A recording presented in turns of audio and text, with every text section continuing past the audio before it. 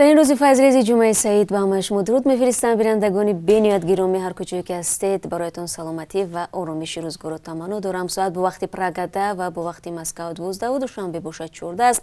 در ساعتی که همه روزه من شعله گلخوجه برایتان خبرهای تازه توجیکستان و جهان را تقدیم میکنم و البته سپاسگزارم که پیوسته ما را شما تماشا میکنید. محمد سعید زوایزاده رئیس کمیته ساختمان و معماری توجیکستان امروز در نشست مطبوعاتی گفت که شرکت ساختمانی کامل ده منصوب به پسر بیگ صبور رئیس خدمات علاقه و قضای پرزیدنت توجیکستان بر روی خط سیاه وارد شده است. من بعد برای ساختمان منزل‌های بسیار آشیانه استقامتی با این شرکت قرارداد بسته نمی‌شود. جناب زوایزاده افزود فعلا 3 بینای مانده است که امور ساختمانی اش ناتمام است و شرکت کامل وظیفه‌دار شده است در زودترین فرصت آن را انجام داده صاحبانش حجت قانونی بگیرند. کامل ده یکی از شرکت‌های فعال ساختمانی در بازار بنیاد خانه‌های استقامتی است که سال‌های اخیر از صفت کار این شرکت شکایت‌ها زیاد شدند. ساختمان بزرگ منزل ها از طرف شرکت کامل در محله زرافشان پایتخت یکی از تجارت های بیگ صبور و خانواده اش گفته می شود. بیگ صبور یکی از منصبداران است که در برابر کار دولت به تجارت مشغول می باشد و همین موضوع مایه انتقادی اوست. اما خود وی می گوید مشغول شدن به تجارت خانه برای پس کردن شدت اجتماعی به بیخانه ها در کشور است. بینندگان عزیز، این موضوعی برنامه خبری است که 3 ساعت پس تقدیم شما می شود و در برنامه شما میتونید تفصیلات آن را تماشا کنید. گروه نخستین عبارت از 430 مهاجران مهنتی برای کار به ساختمان‌های سنت پترزبورگ و ولایت لنینگراد اجازت گرفتند. خبرگزاری فانتانکا می‌نویسد که این کارگران از کشورهای مشترک المنافع و یا ایدئم می‌باشند. برای جلب مهاجران به کار یک شرکت ساختمانی از مقامات فدرالی اجازت گرفته است. بعد رسیدن مهاجران به روسیه آنها از حساب شرکت ساختمانی از تشخیص کرونا ویروس گذشته 2 هفته در کرانتین خواهند بود. شهروندان خارجی دعوت شده با اجازت نامه‌ای که دریافت کردند حق دارند تا آخر سال 2021 در حدود روسیه کار کنند. قبلا گفته شده بود که تقریبا 3/1 شرکت‌های ساختمانی روسیه با سبب بسته بودن مرزها به کمبودی نیروی کاری خارجی اشاره کردند. حکومت روسیه مکانیزم ورود مهاجران از تاجیکستان، ازبکستان، قزاقستان و ترکیه را برای کار در بخش ساختمانی روسیه تصدیق کرد. در پی مقامات تاجیکستان برنامه سفری یک گروه بیش از 400 نفری مهاجران تاجیک را به ولایت ایرکوتسک با مقامات روسیه هماهنگ کردند و گروه نخستین مهاجران تاجیک آخر هفته گذشته به این ولایت انتقال داده شدند. و بینندگان عزیز، با استفاده از فرصت درباره مرز و پروازهای دائمی باید بگم که بین این کشور هنوز مثل پیشتر است. پروازهای چارتری ادامه دارند و درباره تصمیم مقامات دو کشور وابسته به برقرار نمودن پروازهای دائمی و همچنین گشودن مرزی بین روسیه و تاجیکستان هنوز هیچ خبری نیست. کمیته بخطری عضوقواری تاجیکستان خبر داد که در سال گذشته از فروش بیش از 58 تن محصولات گوشتی به دلیل ضررناک بودنش پیشگیری شده است. مقامات تاجیک ضمن نگرانی از فروش محصولات گوشتی در کوچه و نزد بناهای مسکونی میگن که تا حال کسی از این محصولات ضرر ندیده است. با این وجود هشدار میدن که ساکنان از خریدن این گونه گوشت خودداری کنند. ضمن سفر از دوشنبه به کولوب یا برعکس هر مسافر از پیشنهاد زیادی گوشت در محله اولمپیای نویای دنغره می شوند. در نشست مطبوعاتی کمیته بخطری عضوقواری روز 4 فوریه از مسئولین این سوال را خبرنگاران مطرح کردند که چرا پیش روی چنین گوشت فروشی گرفتن نمی شود، زیرا به گفته خبرنگاران در فصل تابستان گرمی هوا در این منطقه بیش از 50 درجه است و گوشت زود به صفت می گردد. محمد سعید فیض‌الله‌زاده رئیس این کمیته گفت که در گذشته تلاش‌های برای جریمه بندی مأموری این فروشندگان صورت گرفته بود و حالا هر یک چوروا پیش از ذبح از سوی بایتوران تشخیص می گردد.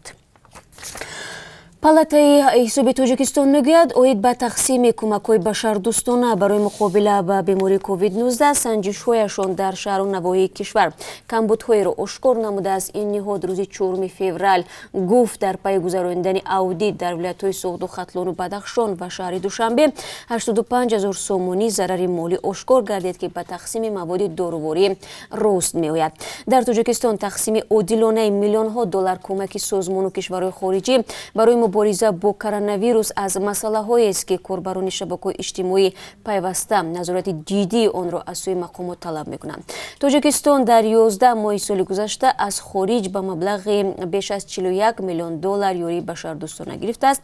моҳи декабри соли 2020 муовини вазири рушди иқтисодии Тоҷикистон Ашурбоз Солеҳзода дар посухи расмӣ ба муроҷиати радиозодӣ гуфт, ёриҳо аз васоили тиббӣ, орду равған, масъулаи сохтмонӣ ва мошинҳои ёрии таъҷилӣ иборат буданд ва ба иддаои ӯ ба қишри ниёзманд ва шифохонаҳо расонида шуданд. Ин дар ҳолест ки баъзе аз сокинон мегӯянд бо вуҷуди дармонда будан дар аҳди коронавирус кӯмаки башардӯстона нагирифтанд. Президенти Иёлоти Муттаҳидаи Амрико Ҷо Байден ваъда дод, ки дар сиёсати хориҷии кишвараш давраи нав эҷод хоҳад кард. Ӯ эълон намуд, ки Амрико ба саҳнаи сиёсии ҷаҳонӣ бармегардад. Ҷо Байден тасмим гирифтааст, ки ба ҳукуматдории худкомаи Чину Русия муқовимат нишон дода бо кишварҳои иттифоқчӣ равобити зичтаре барпо намояд. Рӯзи 4 феврал президент Байден дар як хитоби вижа сиёсати хориҷии Амрикоро тавзеҳ дода афзуд маъмурияти зери раҳбарии ӯ баъди 4 соли раёсатҷумҳурии президент Дональд Трамп талош меварзад дар умури ҷаҳонӣ нақши раҳбариро барқарор кунад. Аснои суҳбат дар департаменти давлатӣ Байден гуфт, Амрико ба ҳар чолише ба рушди ин кишвар амният ва арзишҳои демократӣ посух хоҳад дод. Ва ҳамин ҳоло як хабар расид, ки раиси кумитаи замин ва геодезии Тоҷикистон мегӯяд, манзилҳое ки дар гузашта ғайриқонунӣ сохта шуданд дар назар аст, ки имсол авф шаванд. Ҳазорҳо сокини кишвар солҳо боз ба қавли мақомот дар хонаҳои бидуни ҳуҷҷат зиндагӣ доранд ва сокинон борҳо нигаронӣ карданд, ки санади манзилашонро аз сӯи намояндагони мақомоти маҳаллӣ дарёфт карданд, вале бо вуҷуди ин бо далели ғайриқонунӣ будани сохтмон дар қайди ҷамоатҳо нестанд. Ва имрӯз Ориф Хоҷазода, раиси кумитаи замин ва геодезӣ гуфтааст, ки аз нигаронии сокинон огаҳӣ дорад ва чунин манзилҳо дар доираи дастури президент дар назар аст, ки авф шавад. Хабари бештарро шумо метавонед, бинандагони азиз, дар вебсайти Радиои Озодӣ баъд аз чанд лаҳза бихонед. Ширкати дорусозии бузург бо номи Johnson & Johnson аз ҳукумати Амрико хостааст, ки ба таври фаврӣ истифодаи ваксинаи ин ширкатро иҷоза бидиҳад. Агар ҳукумат пешниҳодро бипазирад, ин севумин ваксинаи зидди COVID-19 дар Амрико хоҳад буд. Феълан дар Амрико дар муқобили коронавирус ваксинаи Pfizer-BioNTech ва Moderna истифода мешавад. хубии ваксинаи Johnson & Johnson дар ин аст, ки он бо як эмгузаронӣ дар тани инсон масъуният ва ё иммунитет ба вуҷуд меорад. Ба фарқ аз ду ваксинаи токунун тасдиқшуда, ваксинаи Johnson & Johnson набояд дар ҳолати яхзада интиқол дода шавад. Дар арсаи ҷаҳонӣ озмоишҳо нишон доданд, ки ваксинаи Johnson & Johnson 66% муваффақ будааст.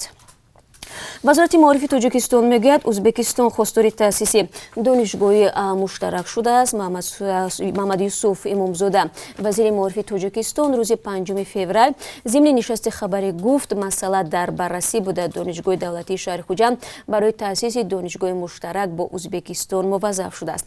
ҳанӯз маълум нест, ки донишгоҳи муштарак бо Ӯзбекистон кай ба кор оғоз мекунад.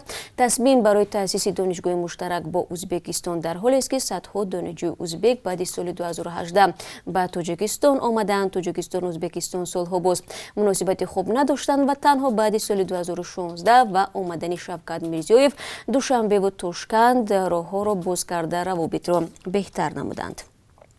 Азия плюс аз қабли кумитаи ҳолатҳои фавқулоддаи Тоҷикистон дар бораи дар зери тарма мондани ду шикорчӣ хабар медиҳад. Ба қавли манбаъ, ду сокини 48 ва 32 солаи деҳаи Ғузкефи Ромӣ 3 феврал ба шикор рафтаву бедарак шуданд. Ҷасади онҳо рӯзи 4 феврал аз ҷониби наҷотдиҳандагони кумита аз зери барф пайдо гардид. Кумитаи ҳолатҳои фавқулодда мегӯяд, сарфи назар аз ҳушдорҳои пайваста дар мавриди риояи қоидаҳои бехатарӣ ва худдорӣ варзидан аз кӯҳбароӣ бо мақсади шикору ҷамъоварии ҳезум ва чаронидани чорво, баъзе аз шаҳрвандон онҳоро нодида мегиранд, ки мутаассифона ба фоҷиа боис мешавад. тоҷикистон мехоҳад ба бозори ҳиндустон роҳ ёбад. дар ин бора 3 феврал раиси палатаи савдо ва саноати тоҷикистон хабар додааст. раиси ин ниҳод зимни нишасти хабарӣ гуфтааст, ки ҳоло масъалаи ҳамкории тиҷоратӣ бо ин кишвар мавриди омӯзиш қарор гирифта. бо ин ҳадаф бо сафири ҳиндустон мулоқот анҷом шудааст. моли асосие ки тоҷикистон содироти онро ба нақша гирифтааст маҳсулоти кишоварзӣ мебошад. мақомоти тоҷик ҷиҳати интиқоли маҳсулоти содиротӣ қабл аз ҳама роҳҳои заминиро баррасӣ мекунанд.